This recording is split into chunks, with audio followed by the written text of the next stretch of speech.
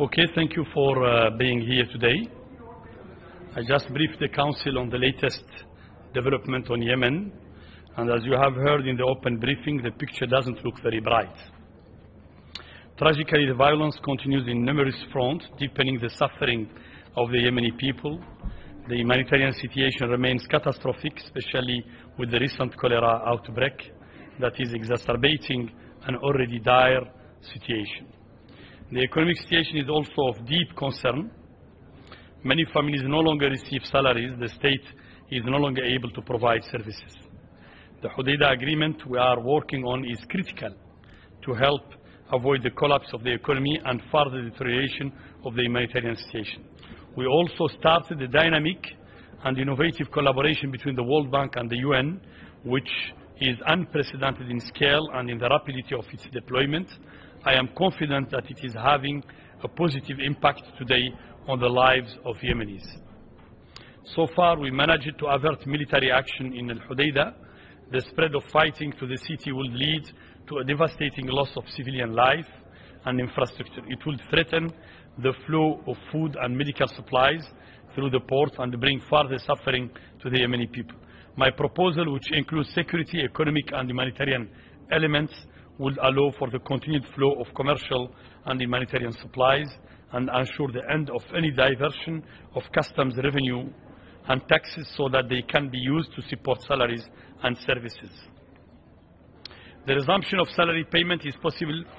Revenue from taxes, custom duties and natural resource sales are dedicated for this purpose and not diverted to pay for the war or for private benefits.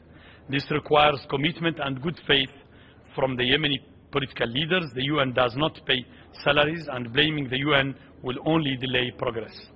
I regret that Ansarullah and General People Congress delegation in Sana'a did not meet during my last visit to discuss the framework for such an agreement. I repeat once again that the reluctance of the key parties to embrace the concession needed for peace or even to discuss them remains extremely troubling. Yemeni are paying a price for their needless delay. I call on all the parties to engage with the United Nations without any delay. Thank you. We will take 3 to 4 questions only, please.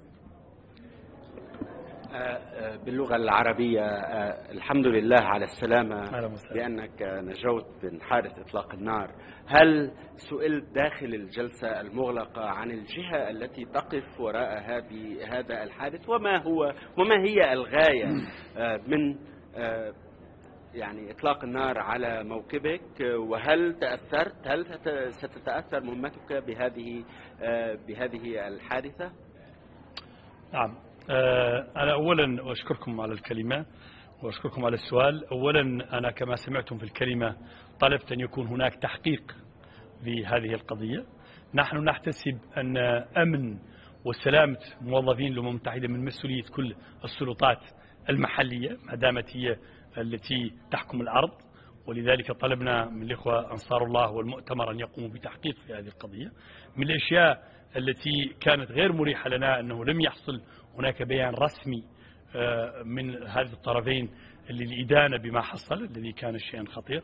ولكن في نفس الوقت أنا أكرر ما كررته في القاعة، نحن ننتظر هذا التحقيق من أجل تحديد الجهة، ولكن في نفس الوقت كما قلت هذا لا يؤثر أبدا على الجهود التي نقوم بها وسنستمر فيها. بالعكس، أنا ما رأيته في زيارتي الأخيرة من مأساة إنسانية، من ازدياد في حالات الكوليرا، من تخوف، من مجاعة، وحتى الحدث الذي حصل أمنيا والذي كان حدثا خطير، كله يزيد عزيمتي أن أستمر في الجهود التي أقوم بها، ونقوم باستمرار بتواصل مع الأطراف وبزيارة صنعاء وعدن وغيرها من المدن اليمنية ما دام ذلك متوفر. ولكن أركز مرة أخرى على أهمية أمن وسلامة موظفين الأمم المتحدة. On the Sana'a airport and, for example, resuming commercial flights and the other elements in the NGO's letter, what's your work on that? And on the salaries, how much is the central bank? What are you working on? Is it a lack of funds, or is it targeted to only provide salaries in some parts of the country? Thanks. Thank you very much. First of all, in regard to the airport of Sana'a, I would like to reiterate that the United Nations position remains the same, which I have outlined several times in my various briefings to the Security Council.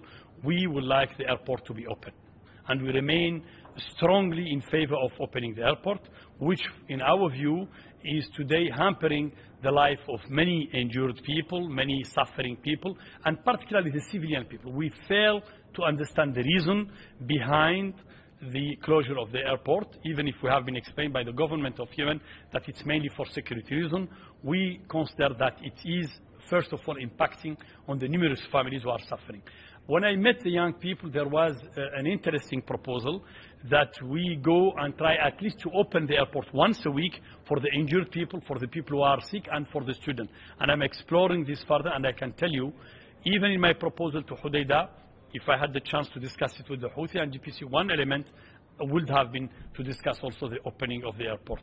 Regarding the salaries, I thank you for this question because it's important. People tend to confuse what is called the liquidity and the element of income for a country. When the money was printed in Russia and came to Aden, this is a factor which will contribute to the liquidity. This is not an income. This will contribute to the liquidity of the market, of the economy, and will facilitate the transaction. But the real income comes from taxes, or from the customs, or from the telecommunication companies and others. Unfortunately, unless if there is a continuous revenue streams, it will be very difficult to provide a continuous payment of salaries. Having said that, we have advocated, and I have got guarantees myself from the central bank governor that the central bank will continue to pay the salaries. So our proposal around Hodeidah is to say we should deal with all the revenues, not just Hodeidah, but Hodeidah, Aden, Mukalla, all Mocha and others, in order to, and also even the revenues in Sana'a generated by Telecom and others, or in Aden. All of these revenues should be put in one account under the supervision of the central bank, but we are ready as United Nations with the support of other international partners to ensure that this account is devoted entirely to the payment of the salaries. Explaining to the population that the payment of the salary comes from the UN or trying to blame the UN is a distraction. It doesn't solve the problem. The problem can be solved only if there is an agreement between the two parties. I-24 News. And then we come to you then. Hello, thank you. Can you clarify the situation with the ports of entry, Hodeidah in particular, and regarding aid convoys and that kind of thing? How confident are you that it's going to safely go through?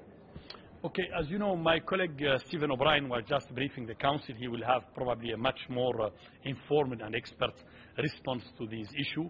What I can tell you, the reason we are opposed as United Nations to any operation in Hodeidah is because we consider that it is the most important port today in the north. And as you know, 80% of the population of Yemen lives in the north. So Aden by itself cannot resolve only the humanitarian flow. And also, it's important for people to remember that the humanitarian assistance can support only maybe 10 or 15% of the demand of the population. The rest is supported by commercial shipment, by the import of goods, and for that we require actually not only the port to be operational, we need these cranes to be operational, we need the port to be part, as I said, of peaceful agreement. And any military operation, in our view, will have disastrous impact on the humanitarian and on the civilian population. Take a last one and then... Thank you. عبد الحميد الصيام والقدس العربي أهلا وسهلا. الحمد لله على السلامة. I have two questions. First, about the initiative about Al-Hodeidah. Do you think that should come out in a draft resolution submitted to the Security Council and become a resolution rather than just ideas? And the second question about what's going in the south. How making your mission more complicated, has been called Aden Declaration? Thank you. Thank you very much.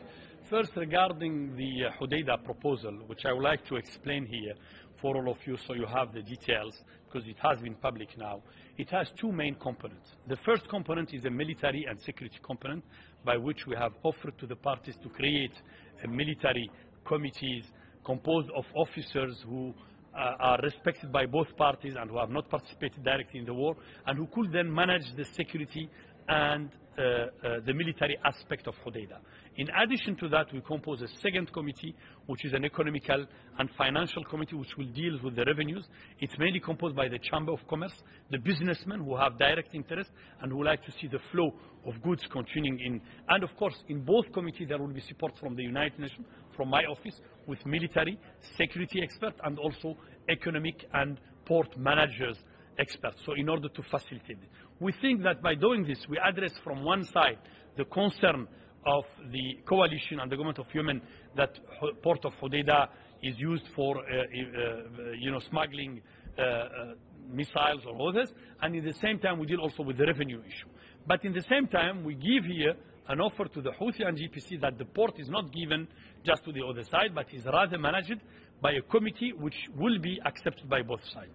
What will the Security Council decide? Is this going to be part of a resolution or a statement? What I have heard today is definitely a lot of support from this country, but I will leave that because I see also the President is coming to speak to you, so he will probably clarify what is the decision of the Security Council. Regarding your last question, and it will be the last one because I can't keep the President waiting, is to say that it is definitely important to realize that the issue of the South in Yemen is an important issue that cannot be left out of the table, because I have been asked several times, why don't we bring it even to the talks table? We consider that it is an important issue.